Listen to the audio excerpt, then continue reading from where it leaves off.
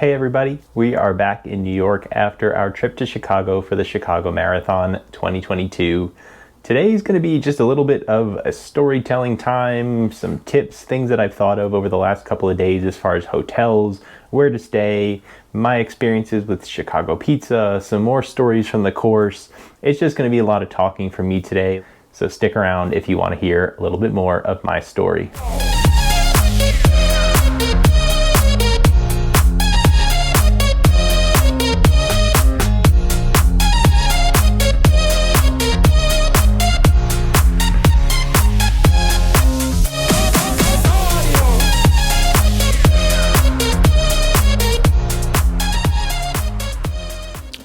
All right, so like I said, just going to have a little bit of a casual chat today, and let's start with the hotel and where I recommend you stay in case you haven't done Chicago before and you're really looking forward to taking part in the Chicago Marathon in the future.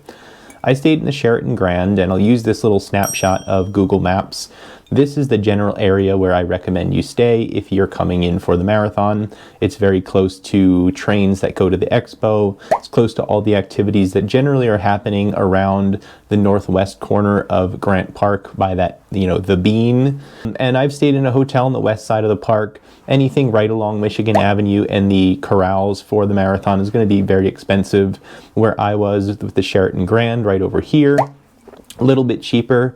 And honestly, it was a really nice area. It was still a 10-minute walk for me to get into the southernmost part of the corrals, which is where the hospitality tent was this weekend. So very accessible area. You can see here the blue line for the CTA train, which comes directly from the airport, goes into this general area where then you can walk to your hotel if you're again within this view of Google Maps. So really anywhere around here is going to be fine, and I always recommend booking as soon as you know you're in the race, because my cheapest prices I've ever gotten are generally before the community and the hotels and the businesses realize that the Chicago Marathon is going to be on a particular weekend. So you can book your hotel really early and you're going to get the best price.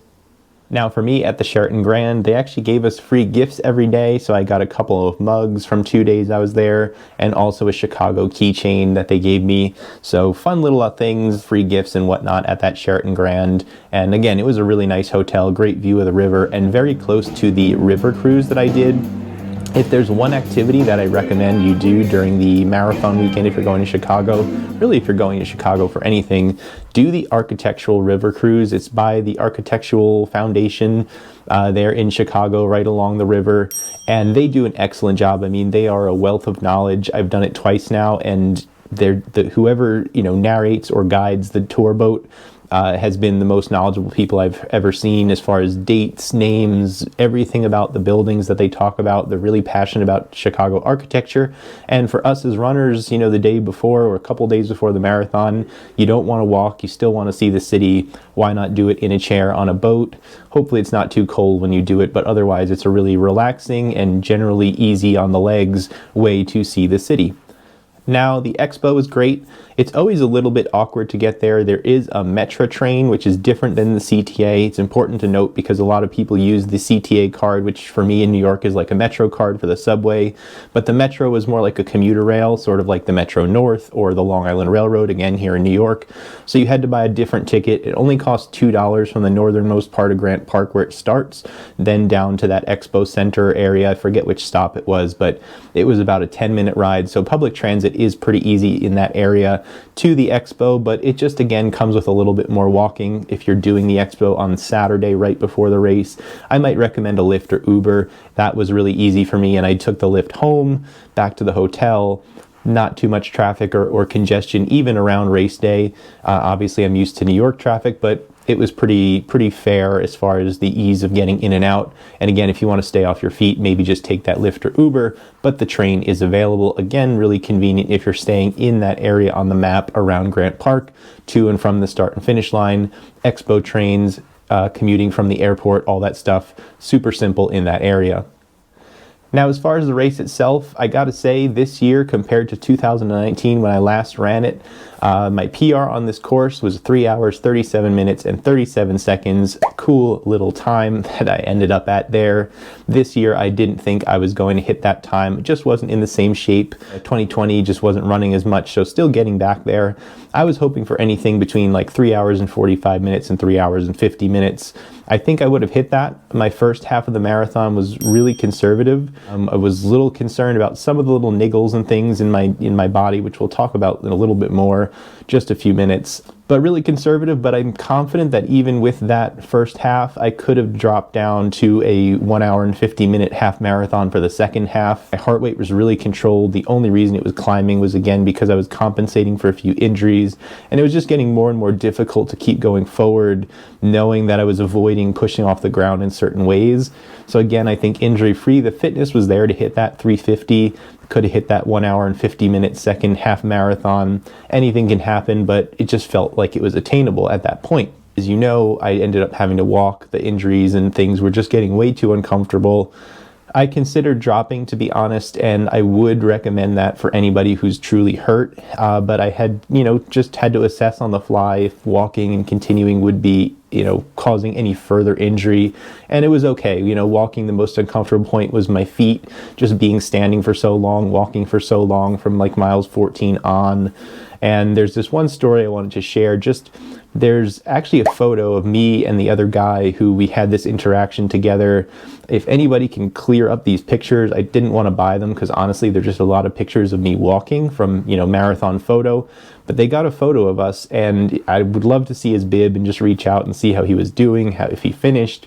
But at one point I walked, and I was walking faster than he was. He was just looking really down, walking very slowly. And I kind of tapped him on the shoulder and stuck out my fist and said, like, we're finishing this. It was someone else who's also walking at that point. Like, let's go. We got this. At some point, he caught back up to me, and I was probably looking, uncomfortable and down. He tapped me on the shoulder. Same thing right back and said, come on, you said we got this, we're going to finish. And at some point I kind of jogged past him, just jogging, walking a little bit. And I don't know what happened to him after that, but it was just a great little interaction, just runners and, walkers, whatever it was, picking each other up, making sure that we were going to finish together at that point. And I really hope he did. So I'd love to find out who that was and just say congratulations. Other than that, course support in those late miles, like 15, 16, 17, 18, where there's, at least in 2019, it's considered like the dead area of the course. There's not as many supporters and fans and cheering squads and whatnot, but the clubs and community organizations came out in those areas. I mean, by far, that was the best I've ever seen, and I've only done it one other time, but the course was completely covered, and they had everything. I mean, the community knew. We had fruit, we had bananas, there was paper towels, tissues, Vaseline, goo, gels, you name it, like tents and tents that people put up along the course in that, relatively quieter area, just ready to support the runners. So that was fantastic. I can't even describe, how much energy there was in that area, because people knew that that's just the spot where there's usually not as much energy. So people made their way over there, and, I got to say that it was amazing, everything that they did to support the course and all the runners. Now, ultimately, although I was talking about my ankle as being the thing that hurts during the race, I think I have a general idea of what's going on, and it's something called PHT, or peripheral hamstring tendinopathy.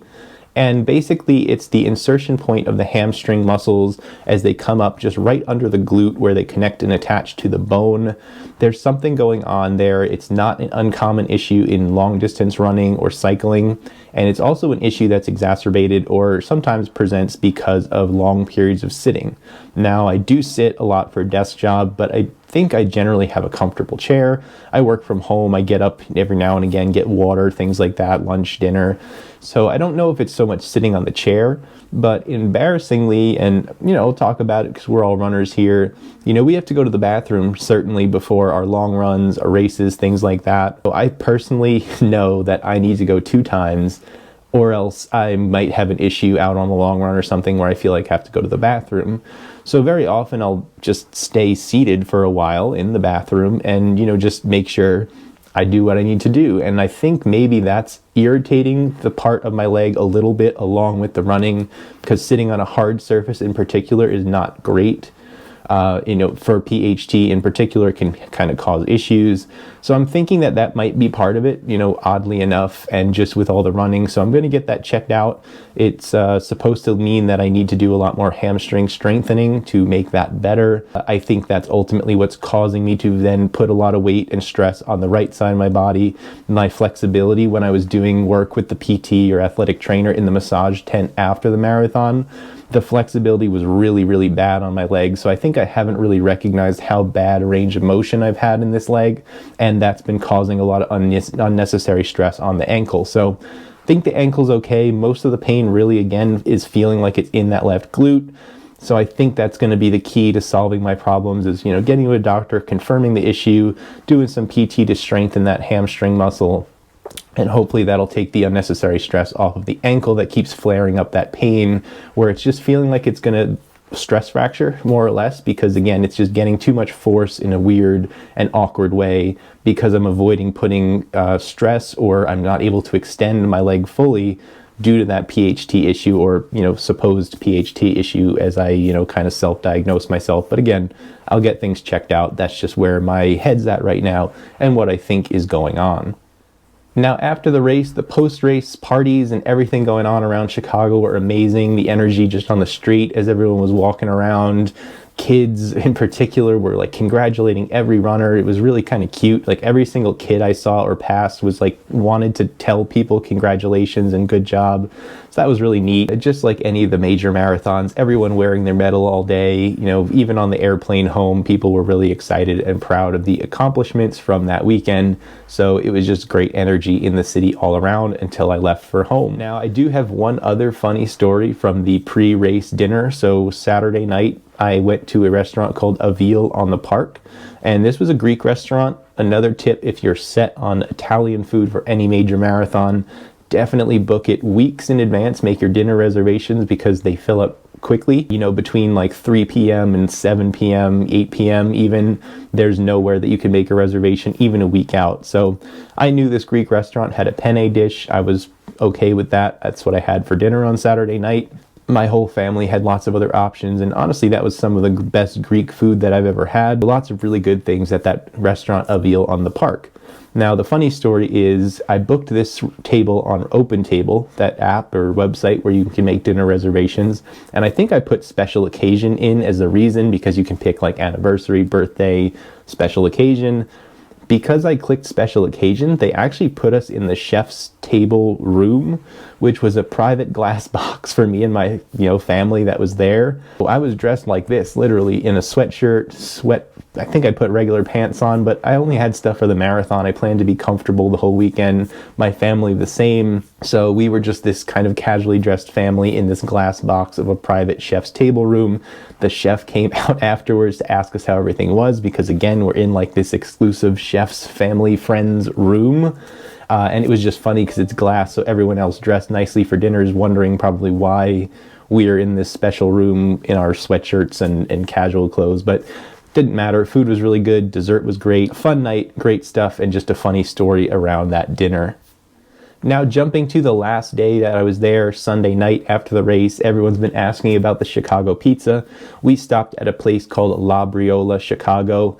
This was a place that I found on some food blogs and other, top deep dish pizza suggestions around the city. It was also really close to that Sheraton hotel that I stayed in, so that's why ultimately I chose it, so there wouldn't be too much walking, and it was supposed to be really good. Now, the pizza was great. Honestly, everything I expected out of that Chicago deep dish. I don't think I've ever had authentic, or at least in Chicago, deep dish before, so that was meeting all my check boxes there. The funny stuff that was going on was the waiters and everything was just a really awkward situation.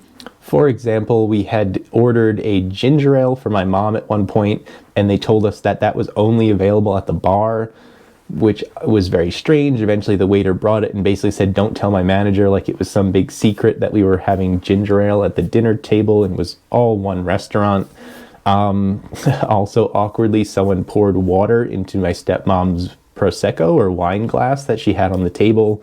They had to switch that up. So I'm not really picky about wait service or anything like that, but it was just an all-around awkward situation. I wouldn't deter anyone from going there for the pizza itself. The pizza was good, but it definitely was one of the stranger wait staff and just dining experiences that I've had in a restaurant for sure. So take it for what it was, but the pizza was, 2 thumbs up and just what I needed that day. From there, flying home, it was just great to see the New York City skyline again as we came into JFK. Long trip home, long subway ride to get back into Manhattan, and then eventually take the Metro North back up to Beacon, where I'm back here now. So just, a lot of traveling and everything, a little bit sore, but generally speaking, even now today and, in the days after, my body feels pretty good. It feels very recovered because I think I didn't go all out for my best marathon. The injuries in particular spots on my body kind of cut me down from really running the whole way. So I feel great. My legs feel recovered. It sort of was like I pulled out of the marathon more or less. My feet were sore for a day from walking for so long, but I didn't use all those muscles I would normally use to run for a full 26 miles. Don't know yet about New York. I still have a couple ideas in my head of what I might do, if I might try and go, but again, we'll get that doctor confirmation that I can't make it any worse going out in the just, 3 weeks now almost. So more to come, more to confirm before I say anything official about New York City, but all in all, Chicago Marathon weekend was amazing. The people, the city, fantastic. And I just, thank all of you for meeting up with me at the Shakeout Run, Tracksmith, and just being so supportive. People who were out on the course when I was walking recognized me and said, "Hey, are you from YouTube?" They watched me. Yeah, definitely. I'm just glad people, came up and said hello because it's good to connect with all of you. I don't get to do that every day. And just very appreciative for the people and city of Chicago. Chicago Marathon 2022, excellent experience. Not how I planned it, but still very positive about how the day went and how the weekend was as a whole. So thank you for watching, everybody. Definitely put your questions in the comments down below if there's still you want to hear more about me and my experience. But other than that, I think that wraps things up for this marathon, and it's another one for the books. Thank you for watching. Take care, and I hope to see you in the next video.